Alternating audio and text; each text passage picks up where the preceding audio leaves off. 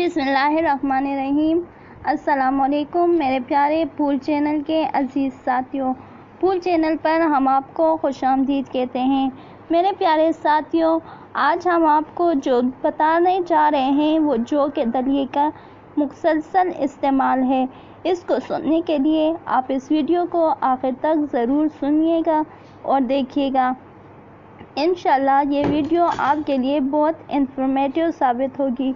Sweden के माहिरीन सेहत ने कहा है कि जौ के दलिए का मुसलसल इस्तेमाल वज़न में कमी समेत अमराज़ क़ल्ब और ज़बदीज़ जैसे जानलेवा अमराज से बचाव फराहम करता है।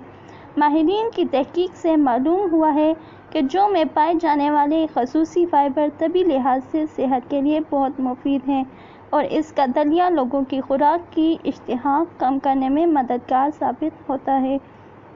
ग़ज़ाई फ़ाइबर का दुरुस्त इंतख़ाब मुख्तसर मुद्दत में हैरत अंगेज़ तबी फ़वाइद का बाइस बनता है।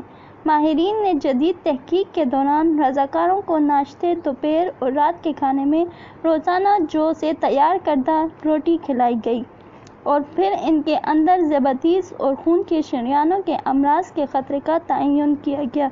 मुहक्किकीन के मुताबिक रज़ाकारों के मेटाबॉलिज़्म में बेहतरी देखी गई, जिसके नतीजे में ब्लड शुगर और इंसुलिन का लेवल कम हुआ, जबकि इंसुलिन की हसासियत बढ़ गई। इनका कहना था कि जौ के खाने से मैदे में मौजूद सेहत के लिए अच्छे बैक्टीरिया ज़्यादा सरगर्म हो गए और जिस्म में अहम हार्मोन्स का इखराज हुआ, जिससे इनकी सेहत में बेहतरी, ब्लड शुगर लेवल कंट्रोल हुआ है। माहिरीन सेहत का कहना है कि जौ का दलिया वज़न में कमी, अमराज़ क़ल्ब और ज़बदीज़ से बचाव के लिए बेहद मुफीद है। जौ का दलिया इंसानी सेहत के लिए मुफीद।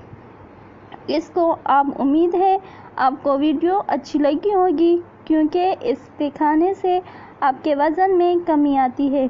तो अगर आप इसको खाएंगे तो इंशाल्लाह आपको फ़ायदा देगा।